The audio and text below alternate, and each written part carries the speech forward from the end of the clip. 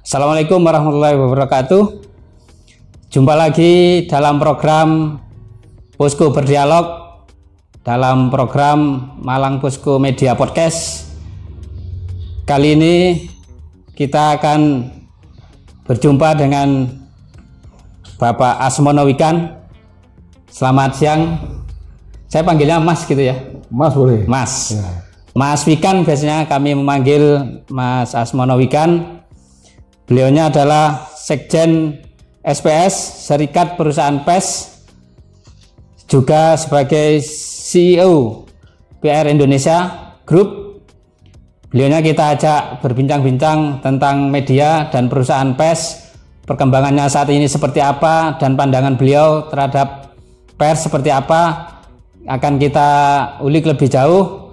Mungkin bisa diperkenalkan lebih dulu Mas Wikan tentang SPS ini seperti apa gitu Mas. Ya, terima kasih Cak Bari sudah diundang di Malang Posko Podcast ini. Luar biasa saya kira sahabat Posko ya, sahabat Posko menyaksikan podcast ini. Jadi SPS atau Serikat Perusahaan Pers itu adalah salah satu asosiasi media di Indonesia, khususnya asosiasi tentang perusahaan atau lembaga persnya. Udah lama sekali nih asosiasi ini Pak Bari atau Cak Bari bahwa tahun SPS itu lahir pada tahun 1946. Wah, itu sudah lama orang tua kita lah ya kan, kakak nenek kita bahkan. Nah, SPS sejak awal, sejak didirikan tahun 1946 itu memang memiliki tujuan untuk mendorong agar perusahaan-perusahaan pers itu punya kemampuan jauh lebih baik lagi di dalam memanage perusahaan.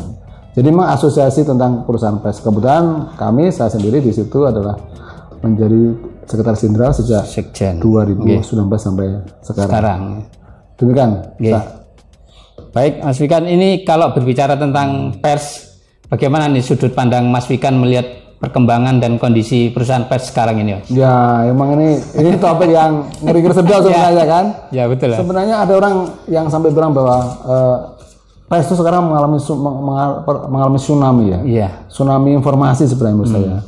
Mengalami tsunami digital. Sejak catatan kami di SPS itu, media cetak terutama yang menjadi basis konstituen SPS itu puncaknya oplah itu terjadi pada tahun 2010 sampai 2014. Titik kulminasinya di 2014. Habis itu 15 sampai sekarang itu turun terus menerus.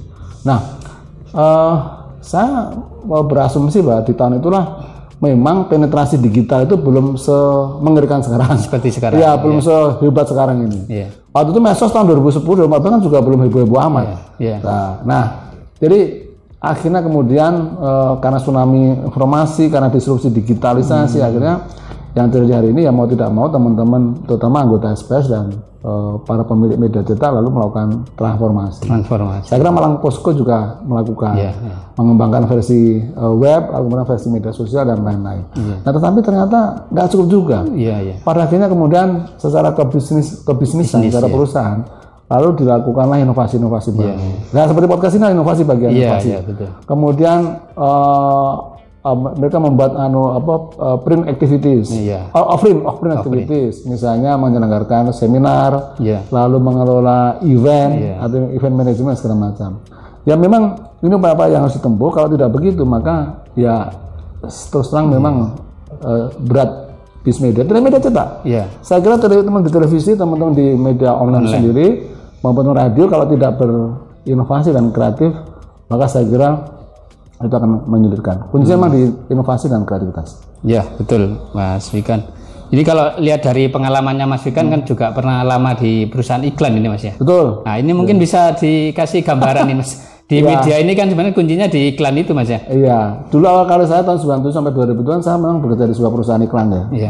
Tapi saya sebenarnya ditempatkan di divisi publishing-nya. Tapi dari situ saya belajar bahwa memang kalau melihat nature-nya perusahaan perikanan itu advertising agency itu akan memilih media memang benar-benar pertama dia targeted pada satu target audience tertentu. Di tahun 97 itu tahun 90-an akhir itu sebenarnya sudah teori yang mengatakan tentang niche market itu sudah berkembang. tidak semua produk itu bisa harus dimunculkan di sebuah media yang umum. Iya. Nah, tetap kecuali produk-produk untuk umum ya, misalnya fast moving consumer good. Nah, jadi yang paling diincar oleh teman-teman advertising agency maupun perusahaan korporasi ya, korporasi pengiklan itu adalah apakah media tersebut itu relevan bagi produk yang ingin saya iklankan. Kan begitu kira-kira. Nah, di sisi media semestinya kita pemilik media harusnya bisa menyampaikan perusahaan pengiklan ataupun pengiklan bahwa media kami cocok dengan produk Anda loh. Nah, ini PR. PR. Nah, masih banyak teman-teman media itu belum bisa mendeliver data tentang dirinya itu siapa. Ini sama kayak misalnya orang ingin menawarkan diri sendiri, kan kita harus mengekspos kita ini siapa, positioning kita sebagai siapa. Nah, itulah sebabnya saya selalu bilang kepada teman-teman media, kalau Anda ingin lebih dipercaya oleh pengiklan, tunjukkan Anda siapa. Yang kedua, tunjukkan bahwa Anda relevan untuk produk tersebut melalui konten-konten memang Anda selama ini deliver kepada publik audiens Anda. Ini yang menjadi concern para pengiklan sampai hari masih ke arah sana. Kalau mungkin ada saran secara spesifik untuk Malang Posko Media, Mas, ini sebagai media lokal Malang Raya begitu. Ya, media lokal sebenarnya punya keunggulan kompetitif dibanding media nasional ya. Karena media nasional katakan media dari Jakarta lah gitu kan. Ya, notabene media dari Jakarta itu kan harus mengcover Indonesia Raya ini. Nah, ini ada raya berikutnya bernama Malang Raya kan. Nah, jadi apalagi media lokal itu sebenarnya tidak banyak. Kalau kita melihat Malang Posko Media ini, mestinya Malang Posko akan menjadi salah satu media yang bisa merepresentasi kebutuhan publik di Malang. Nah, kuncinya tinggal begini menurut saya. Bagaimana Malang Posko itu punya positioning yang khas dibanding media yang lain yang ada. Yang jelas tidak boleh sama dong. Kalau nanti kan akan menyulitkan dari publik, terutama pengiklan, mengidentifikasi keunggulan-keunggulan komparatif yang menurut saya harus dikampanyekan. Nah, yang kedua, pemilihan terhadap target audiensnya. Nah, target audiens Malang Posko ini apakah itu berkelindan dengan target audiens dari media yang lain? Kalau tidak, lebih enak lagi. Dulu ada misalnya zaman dulu ya, media mancing misalnya. Ada majalah raket, pernah dengar itu kan? Ada tabloid burung atau pakan atau apa tuh. Itu pasti dia hadir karena mengejar komunitas penggemar badminton, penggemar bola, penggemar mancing segala macam. Bahwa akhirnya kemudian ternyata sampai sudah almarhum, itu menurut saya karena faktor komunitasnya yang tidak mau mendukung bisnis tersebut. Nah, maka rumus yang saya yakin sampai hari ini adalah kalau kita mau berbisnis media, carilah target audiens atau komunitas yang bisa menghidupi Anda. Nah, apakah rakyat Malang Raya ini komunitasnya Malang Posko dengan punya jawaban sendiri? Kira gitu. Baik. Menarik diskusi kita, sahabat Posko. Lanjut tentang ini, Mas, kesibukan Mas Wikan di PR Indonesia Group. Ini kaitannya dengan public relations ya. Betul. Mungkin bisa dijelaskan sedikit tentang PR Indonesia Group ini, Mas. Terima kasih, Cak Buhari. Jadi sejak 2015 saya ini menerbitkan sebuah media. Cetak masih ada. Sekarang berkembang ke media online dan media sosial yang namanya PR Indonesia. Ini berawal dari ketika selama hampir 8 tahun 9 tahun sebelumnya, dari 2016 hingga 2014 itu saya bersama teman-teman SPS waktu itu, teman di sekretariat SPS itu membuat training tentang PR. Lama-lama training itu udah puluhan kali, akhirnya tanda kutip alumni banyak. Jadi saya bilang akhirnya terbentuklah ekosistem komunitas praktisi PR yang lulusan dari situ. Nah, ada training itu. Lalu kemudian saya mengajak teman-teman, kemudian mengajak beberapa partner, lalu kita bikinlah sebuah media, awalnya media cetak. Namanya ya udah tentang melayani komunitas PR. Ya sudah, PR tambah kata Indonesia. Sesimpel itu saja. Nah, dalam perjalanannya sampai hari ini bisnis media, karena saya yakini sejak zaman itu tahun 15 itu kan, karena saya juga melihat tren data-data dari berbagai lembaga termasuk SPS itu cetaknya turun terus. Maka dari awal kita sudah langsung membuat produk yang versi digital. Lalu terakhir ini 5 tahun terakhir kita kembangkan media sosial. Ini adalah sebuah lembaga pers, lembaga media yang mengelola komunitas PR. Maka yang kami sajikan adalah konten tentang PR-an. Ya, baik mereka mengenai krisis, tentang media relation, tentang berhubungan dengan media, lalu mengelola reputasi dan lain-lain, itu muncul di pemberitaan kita.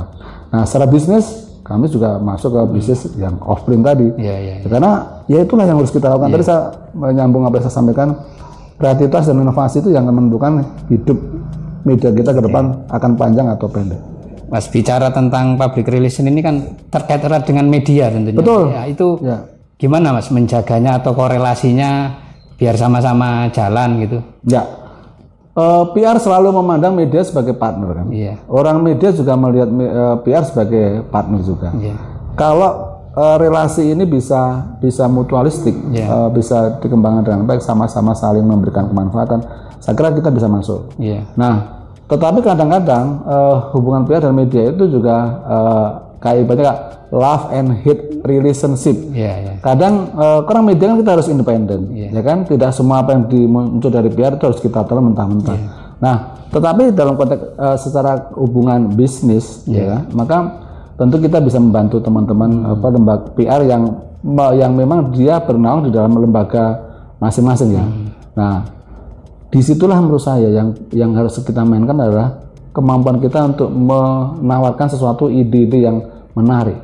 Karena contoh misalnya begini, ada sebuah perusahaan X katakanlah begitu, dia bergerak di bidang fast moving consumer good, produknya produk tentang makanan ringan misalnya. Nah, dia misalnya sedang mengalami situasi bahwa wah ini kayaknya tren penjualan untuk makanan ringan itu untuk kalangan anak-anak remaja itu turun.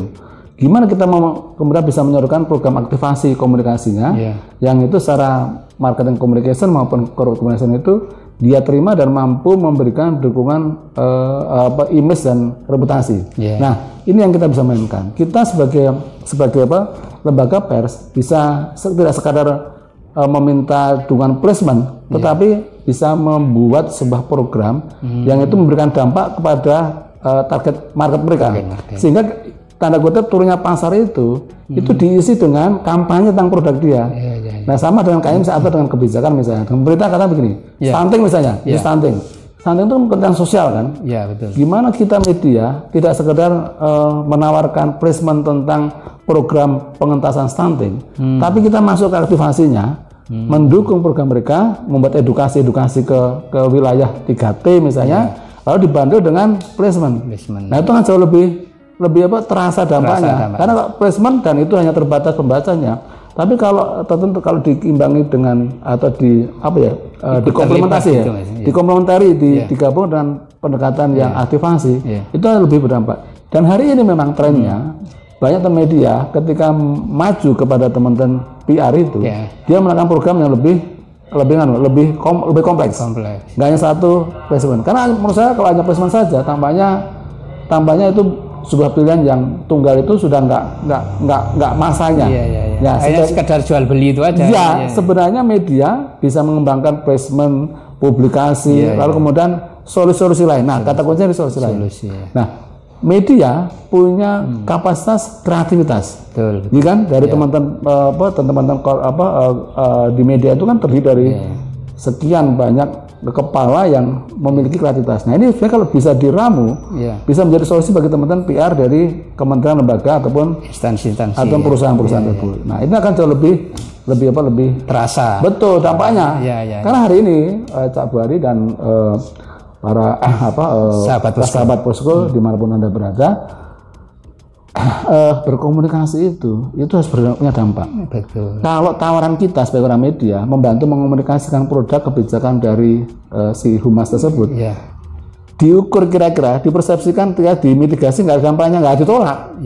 Nah, memang harus berpikir sedikit lebih effort lagi sedikit lebih keras. Tapi disitulah menurut saya justru terjadi mutualisme simbiosis yang lebih menguntungkan. Mereka mendapatkan dampak dan itu dari apa yang mereka investasikan pada media. Media memiliki kredibilitas pada akhirnya, dipercaya untuk karena terbukti melalui media kami punya dampak komunikasinya, belanja iklannya, belanja modal dia dalam berkomunikasi itu menjadi jauh lebih menguntungkan dan berdampak. Baik Mas, ini bicara tentang public relation atau humas biasanya, ini kebetulan saya juga punya pengalaman di humas. yang sering menjadi pekerjaan ekstra mereka itu menghadapi media, terutama itu media-media yang dalam tanda petik tidak jelas gitu loh Mas.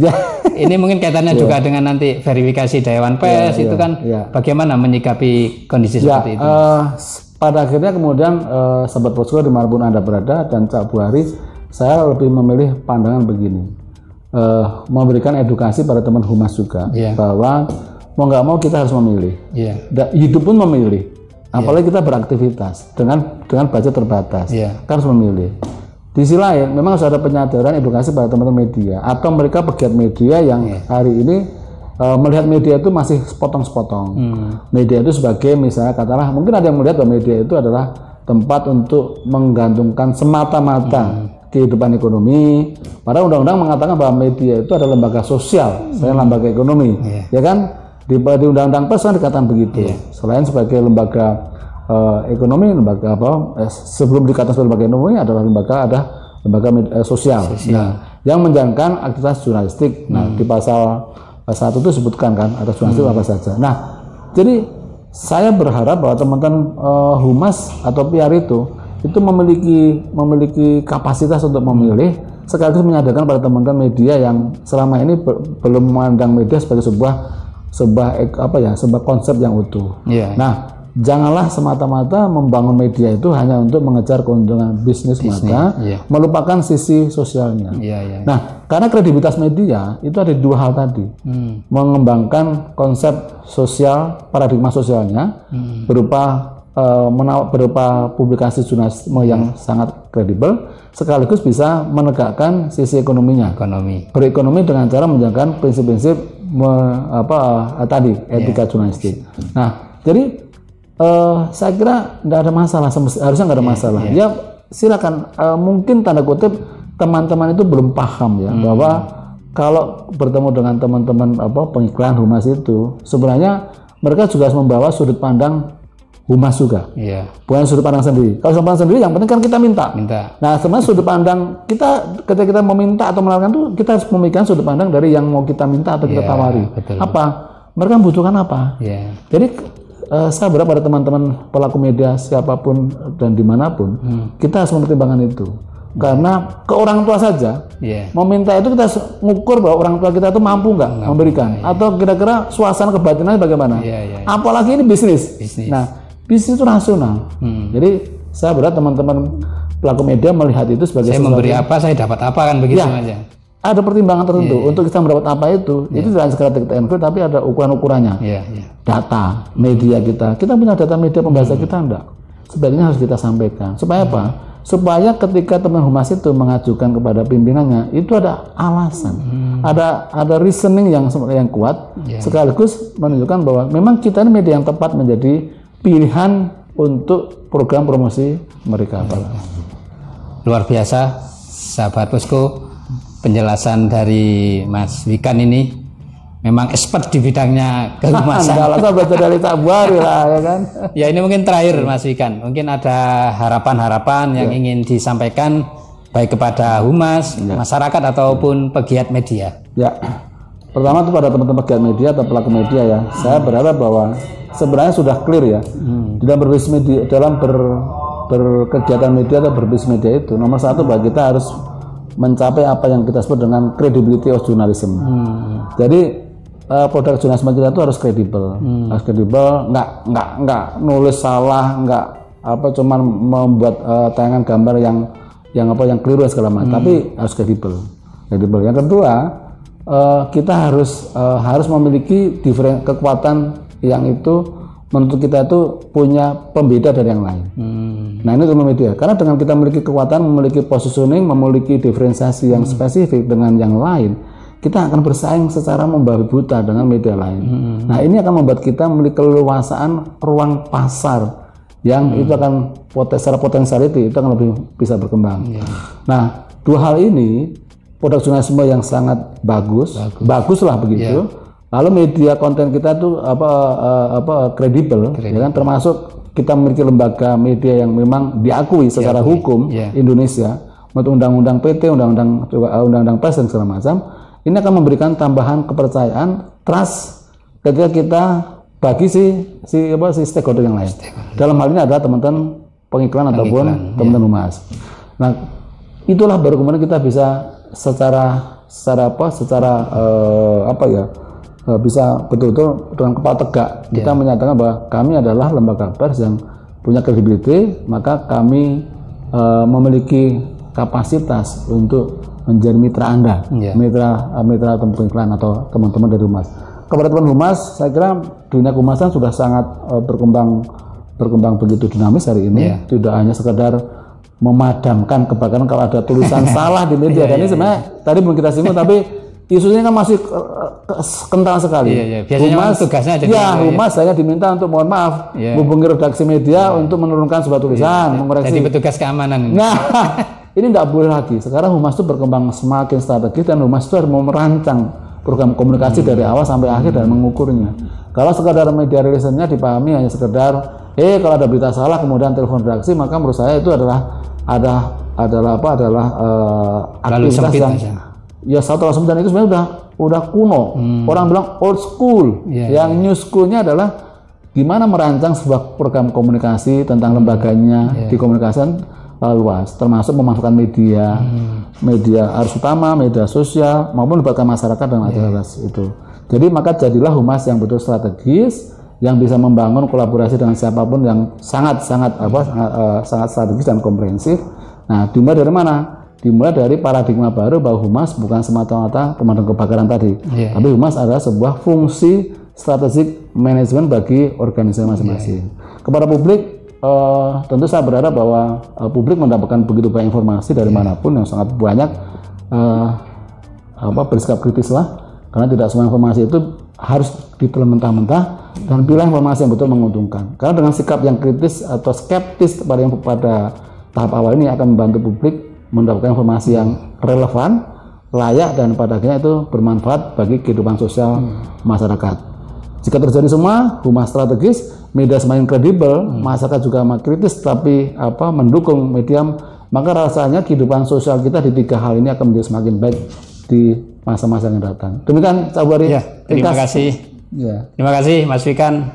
Luar biasa informasi dan keterangan yang disampaikan oleh Mas Wikan tadi. Mudah-mudahan bisa memberi manfaat untuk kita semua pada program Posko Berdialog kali ini. Saya sampaikan, jangan lupa sahabat Posko untuk selalu mengikuti informasi-informasi menarik, berita-berita penting di koran harian Malang Posko Media, juga bisa melalui malangposkomedia.id. Juga jangan lupa untuk selalu mengikuti perkembangan demi perkembangan di media sosial kami dan juga di seluruh platform media kami. Demikian Posko Berdialog kali ini. Saya Iri, terima kasih. Assalamualaikum warahmatullahi wabarakatuh. Waalaikumsalam warahmatullahi wabarakatuh. Terima kasih.